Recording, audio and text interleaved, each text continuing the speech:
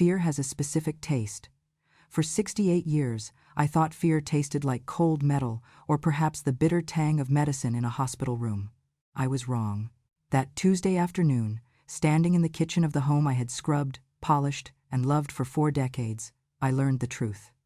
Fear tastes like copper. It tastes like blood biting the inside of your cheek as you force yourself not to scream. My name is Alara Vance. I am a retired literature professor, a widow, and a woman who once believed that a mother's love was a shield strong enough to deflect any arrow, even those fired by her own flesh and blood. I believed that if you poured enough kindness into a child, they would grow up to be a vessel of light. I was naive. Today, I am going to confess something I have kept buried in the darkest corners of my heart. It is a confession not of a crime, but of a blindness so profound it almost cost me my soul. Because there are certain agonies we hide not out of cowardice, but because speaking them aloud requires acknowledging that the life we thought we built was nothing more than a castle made of sand, waiting for the tide. It began on a humid afternoon in late September in Savannah, Georgia. The air outside was thick with the scent of magnolias and approaching rain, a heavy atmosphere that pressed against the windows of my Victorian home. I was making tea, Earl Grey, the way my late husband, Silas, used to like it. The rhythmic clinking of the spoon against the china was the only sound in the house until the front door slammed. It wasn't a normal closing of a door, it was a declaration. The footsteps that followed were heavy, hurried, and unmistakably familiar. They belonged to Julian, my only son. At 34, Julian still walked with the heavy-footed entitlement of a teenager who assumes the world will move out of his way. "Mom, we need to settle this. Now." His voice drifted in from the living room, stripping the peace from the air. It sounded different that day, harder, like stone grinding against stone. I set the kettle down, my hands trembling slightly not from age, but from an instinct I had been suppressing for months. I walked out to greet him. Julian stood in the center of the living room, his shirt unbuttoned at the collar, sweat glistening on his forehead. His eyes, usually a soft hazel like his father's, were dark, dilated with a mixture of adrenaline and something I refused to name. Behind him stood Serena, his wife. She was leaning against the doorframe, checking her nails, wearing that perpetual smirk that suggested she knew a joke the rest of the world was too stupid to understand. "Good afternoon, Alara," Serena said. Her voice was syrupy, a southern drawl that felt manufactured, lacking the genuine warmth of the region. I didn't answer her. My chest tightened. The atmosphere in the room felt volatile, like a room filled with gas waiting for a spark. "Sit down, Mother," Julian said. He didn't ask. He commanded. It was the voice of a stranger, wearing my son's face. I sat in the wingback chair by the fireplace, the same chair where I had nursed him through chickenpox, where I had read him The Great Gatsby, where I had taught him that a gentleman never raises his voice to a lady. Serena turned the deadbolt on the front door. The metallic click echoed through the high ceilings of the house like a gunshot. Julian reached into his leather satchel and pulled out a thick document bound with a metal clip. He tossed it onto the mahogany coffee table. It landed with a heavy thud, sliding toward me. "It is the power of attorney," he said, his voice devoid of emotion. "And the deed transfer. You are going to sign them today." I stared at the papers. The words swam before my vision. I didn't understand. Or perhaps, like so many victims of emotional erosion, I simply didn't want to understand. "A power of attorney?" I asked, my voice barely a whisper. "Why, Julian? I am perfectly capable of managing my own affairs." Julian let out a short, sharp laugh that held no humor. "Capable? Mom, look at you. You're pushing 70. This house is a money pit. The roof needs repairs, the garden is overgrown, and you're here all alone rattling around like a ghost. You can't handle it. Serena and we're doing this for you. We'll manage the assets, sell this place, and get you into that nice assisted living facility in Charleston." My heart began to beat in a slow, heavy rhythm, a funeral drum in my chest. "This house is not a money pit, Julian. This house is my life.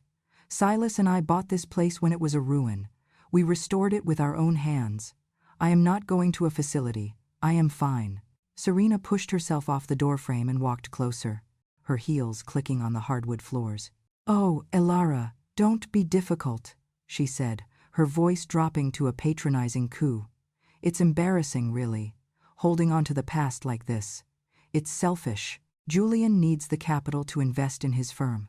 Think about your legacy. Do you want to be the reason your son fails?" Julian straightened up, walking toward the mantel where I kept the family portraits.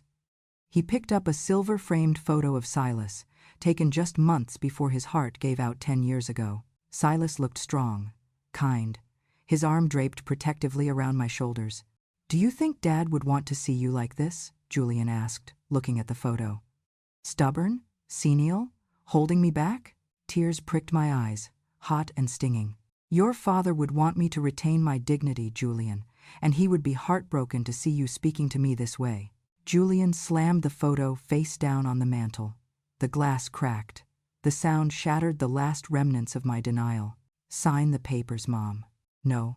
The word came out before I could think. It was small, but it was made of iron. And then, the atmosphere shifted from tense to terrifying. Julian began to unbuckle his belt. It was a reflex, perhaps, a gesture of frustration from a man who had never been told no. But as the leather slid through the loops with a serpentine hiss, I saw a flash of violence in his eyes that froze my blood. He wrapped the thick leather strap around his hand, his knuckles turning white. "I am going to ask you one last time," he whispered, leaning in so close I could smell the stale bourbon on his breath. "Are you going to sign? Or do we have to do this the hard way?" I looked at the belt. Then I looked at my son. In his face, I searched for the toddler who used to bring me dandelions, the boy who cried when his goldfish died. He was gone. In his place was a man consumed by greed and manipulated by the woman standing behind him, clapping slowly. "Bravo," Serena mocked. "Look at that. The matriarch has a spine after all." Julian raised his hand. I closed my eyes, bracing for the impact, bracing for the end of my world. Ding-dong. The sound of the doorbell was jarring, cheerful, utterly out of place. Julian froze. His arm hung in the air, the belt dangling like a dead snake. Serena stopped smiling. "Who is that?" she hissed. "I don't know," I whispered, my voice trembling. Ding-dong. Ding-dong. The ringing was insistent, authoritative. "Get the door, Serena," Julian commanded, lowering his hand but not dropping the belt. "Get rid of them." Serena smoothed her dress and walked to the door, composing her face into a mask of polite annoyance. She opened it a crack. "Can I help you?" she asked. Then she gasped and stumbled back. The door was pushed open firmly. "Good afternoon, ma'am. We have a report of a disturbance at this address." 2 men stepped into my foyer. One was Officer Harrison, a man I had known since he was a crossing guard at the elementary school. The other was Elias Thorne, my attorney and lifelong friend, wearing a linen suit that looked as sharp as his intellect. Julian dropped the belt. It hit the floor with a dull thud. "Elias?" Julian stammered, the color draining from his face. "What are you doing here?" "I am here to ensure your mother is not being coerced," Elias said, his voice calm but cold as a glacier. "And Officer Harrison is here to ensure she remains physically safe. We received a distress signal." "Distress signal?" Serena shrieked. "This is ridiculous. We are having a family discussion." "I didn't make a call," I said, confused. Elias walked over to me, stepping over the belt on the floor as if it were trash. He crouched down, taking my cold hands in his warm ones. "I know you didn't, Elara, but the neighbors did." Mrs. Gable next door heard shouting. "And frankly, I've been worried about you for months." In that moment, the dam broke. I looked at Elias, then at the officer, and finally at my son, who now looked like a frightened child caught in a lie. I realized then that I had been saved. But to understand the magnitude of this rescue, you must understand how a woman like me, educated, strong, independent, could end up trembling in her own living room before her own child. It didn't happen overnight. A tragedy like this is never an explosion, it is erosion. It is the slow wearing away of boundaries in the name of love. When Julian was born, I was 28. Silas and I had tried for years to have a child. When Julian finally arrived, he was our miracle. We wrapped him in cotton and adoration. Silas, a man who worked with steel and concrete, handled Julian as if he were made of spun glass. "He is going to do great things, Elara," Silas would say, watching Julian sleep. "He is going to have the life we never did. We raised him with kindness. We shielded him from the harshness of the world. If he forgot his homework, I drove it to school. If he broke a neighbor's window, Silas paid for it and apologized so Julian wouldn't have to face the anger. We thought we were protecting him. We didn't realize we were crippling him. We taught him that consequences were things that happened to other people, not to him." Julian was charming. He had a smile that could disarm a firing squad. He coasted through school on charisma and average grades. He went to college to study architecture, funded entirely by our savings. He talked about building skyscrapers, about changing skylines. But he never liked the math, the grit, the late nights. He liked the idea of being an architect, not the work. When Silas died, Julian was 24. It was a massive heart attack. Quick, brutal. I remember standing in the hospital corridor, the fluorescent lights humming overhead, feeling like half of my body had been amputated. Julian arrived late. He had been at a party. He smelled of smoke and cheap cologne. "Mom," he said, hugging me stiffly, "what are we going to do about the money?" That was his first question. Not "how are you?" Not "I miss him." Just the money. I brushed it aside, attributing it to shock. Grief makes people say strange things, I told myself. I was wrong. In the years that followed, Julian drifted. He started businesses that failed. He needed investments from me. First 5,000, then 10. I always gave it. I was the grieving widow, trying to keep her son close, the only piece of Silas I had left. Then he met Serena. She was beautiful in a sharp, angular way. She worked in marketing, or so she said. She looked at our house, at the antiques, at the land, not with appreciation, but with appraisal. She calculated the value of everything she touched. They got married in a ceremony I paid for. It cost $40,000. Julian insisted on it. "We need to make a statement, Mom," he said. The statement was that I was an ATM, and they were the card holders. 6 months ago, the real nightmare began. Julian and Serena came to me with a story about mold in their apartment, about health risks. "Just for a few weeks, Mom," Julian said. "Until we find a new place." I agreed. I was lonely. The house was big. I thought it would be nice to have life in the halls again. But weeks turned into months. They took over the master suite, my room, the room I had shared with Silas. "You should take the guest room downstairs, Elara," Serena suggested. "It's better for your knees." I moved. I shrank. I made myself smaller to make room for them. Then came the requests for the power of attorney. "Just to help you with the bills, Mom. You're forgetting things. Remember you lost your keys last week?" Gaslighting is a subtle poison. You don't taste it until you're already choking. I started to doubt my own mind. Maybe I was getting old. Maybe I did need help, but I wasn't senile. I found the bank statements in the trash.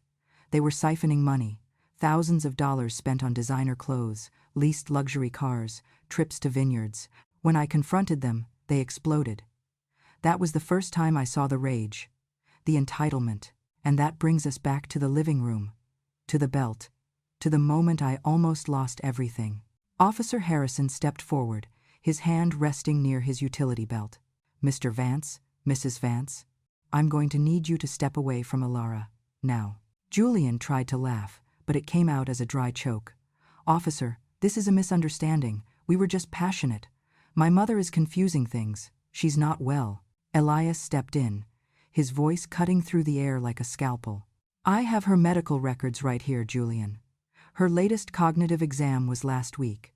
She scored perfect marks. She is of sound mind. And I have the draft of the power of attorney you tried to force her to sign. This is coercion. This is elder abuse." Serena's face went pale. "We didn't force anyone. We are trying to help her." Officer Harrison looked at the cracked photo frame on the mantel.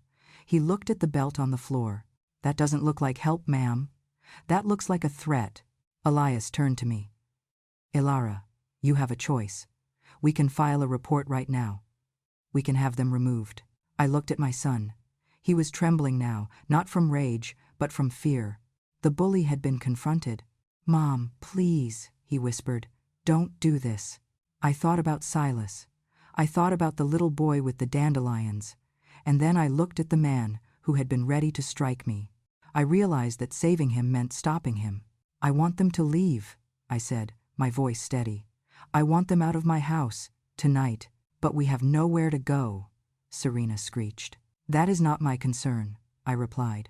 You have burned this bridge. Officer Harrison escorted them upstairs to pack a bag. They were given 30 minutes. I sat in the living room with Elias, sipping the tea that had gone cold, listening to the sounds of their angry packing, the thud of suitcases, the muffled cursing. When they came downstairs, Julian stopped in front of me. You're ruining my life, he spat. No, Julian, I said softly. I am refusing to let you ruin mine. And perhaps, by doing so, I am finally teaching you how to build your own. They left. The door closed. The silence that returned to the house was not heavy, it was clean. It was the silence of a storm that has passed. The next few months were a legal war. Elias was brilliant. We revoked every access they had. We changed the locks. We filed a restraining order. I learned that Julian had taken out a second mortgage on the house by forging my signature on a digital document. The bank threatened foreclosure. I fought. I sold my jewelry. I sold the antique collection Silas and I had built. I liquidated my retirement fund. I saved the house, but just barely. I was left with almost nothing but the walls around me and my dignity, but I was free, or so I thought. A year passed. I heard rumors. Serena had left Julian when the money ran out. She moved to Atlanta looking for a richer target. Julian was living in a studio apartment on the outskirts of town, working at a hardware store. I missed him. It is a terrible thing to miss someone who hurt you. It is a phantom limb pain. You reach for them and remember they are gone, and then you remember why they are gone. One rainy afternoon, a letter arrived. No return address. I opened it. It was a photograph, a grainy ultrasound picture, and a note. Her name is Lily. She was born yesterday. She has your nose. There was no signature, but I knew. I sat on my porch and wept. A granddaughter. A life I was connected to, yet completely separated from. I didn't call. I didn't write. Elias advised against it. He is trying to manipulate you again, Alara, using the child as bait. I knew Elias was right. But a grandmother's heart is a traitorous thing. 2 more years passed. The silence hardened. I filled my days with book clubs, with gardening, with volunteering at the library. I built a life that was full, but the center was hollow. Then came the call. It was late, past midnight. The phone rang, shrill and alarming. Mom? The voice was broken. Unrecognizable. Julian? She took her. Serena. She took Lily. My heart stopped. What do you mean? She came back. She said she wanted to see Lily. I let her, I thought. I thought she had changed, but she took her. She's getting on a plane to France, Mom. She's going to live with some guy she met online. She's taking my daughter. I can't stop her. I don't have the money for a lawyer. I don't have anything. He was sobbing. Deep, gut-wrenching sobs. Please, Mom. I know I don't deserve anything. I know I'm garbage. But Lily, she's innocent. Don't let her lose her dad. Please. I stood there in the dark hallway. I remembered the belt. I remembered the stolen money. I remembered the cruelty. But then I remembered the dragon. There is a story I used to teach my students, Beowulf. The dragon sleeps on his gold until a thief wakes him. But the real dragon is not the monster. It is the resentment we hoard. If I did nothing, I would be hoarding my righteousness, my justice, while an innocent child paid the price. Justice without mercy is just revenge. I'll call Elias, I said. We met at the airport. Elias, me, and police officers. We had the custody papers, the court orders that Elias had miraculously pushed through in hours, calling in every favor he had owed in 30 years of practice. We found Serena at the international gate. She looked glamorous, holding a toddler who looked bewildered and tired. When she saw us, she tried to run. But there was nowhere to go. The confrontation was short. The police intervened. Custody had not been established for her to leave the country. It was technically kidnapping. Serena was furious, screaming obscenities as they led her away for questioning. And then, there was Julian. He stood by the gate, looking older than his years, his clothes worn, his hands shaking. Lily, the little girl with curly hair and Silas's hazel eyes, looked at him and cried out, "Daddy!" Julian fell to his knees. He embraced his daughter as if she were oxygen, and he had been holding his breath for years. I stood back, watching. Elias put a hand on my shoulder. "You did a good thing, Elara." I looked at my son. He looked up at me over Lily's shoulder. His face was wet with tears. In his eyes, the arrogance was gone. The greed was gone. There was only gratitude and shame. "Thank you," he mouthed. I nodded. I didn't hug him. Not yet. Trust is a building that must be constructed brick by brick, and he had burned the foundation. The road to reconciliation was long. It was not a movie ending. I did not let Julian move back in. That was my boundary. I helped him get a lawyer for the custody battle, but I made him pay me back. Every cent. He kept his job at the hardware store. He took extra shifts. He moved into a small, clean apartment. He started coming for Sunday dinner. At first, it was awkward. We talked about the weather, about Lily's preschool. One Sunday, while Lily was chasing butterflies in the garden, the same garden I had refused to let die, Julian sat his teacup down. "Mom," he said. "Yes?" I remember the belt. The air in the kitchen went still. "I remember it every day," he continued, looking at his hands. "I see it in my nightmares. I almost hit you, my own mother. I was a monster. You were lost, Julian. And you were cruel." I was. And I'm sorry doesn't cover it. I know that. I will spend the rest of my life trying to make sure Lily never sees that side of me, that she never meets the man I was that day. I looked at him. I saw the gray hairs at his temples. I saw the calluses on his hands from working manual labor, hands that had once been too soft to hold a hammer. He had changed. Not because I saved him, but because I had let him fall. I had let him hit the bottom so he could find out what ground he stood on. I reached across the table and covered his hand with mine. "You are not that man anymore, Julian. That man is gone. You killed him the day you decided to be a father to Lily." He squeezed my hand, and for the first time in years, the grip was gentle. Time has a way of smoothing the sharpest rocks. Today, I am 75. The house is still mine. It is old, and it creaks, but it is filled with laughter again. Lily is 7. She runs through the halls where the ghosts used to be.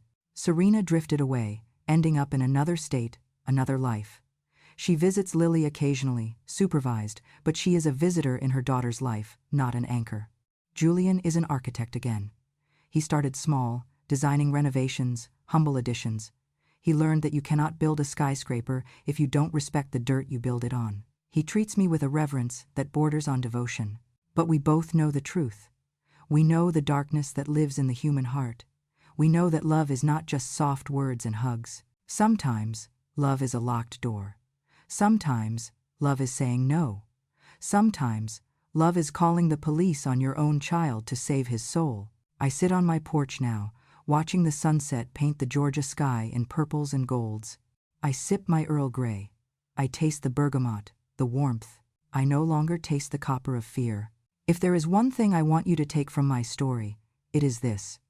Do not set yourself on fire to keep others warm, even if those others are your children, because once you burn to ash, you can help no one. Dignity is not a gift you give to others, it is a possession you defend. And sometimes, the most profound act of love is to refuse to be a victim, thereby forcing those you love to finally, truly, become adults.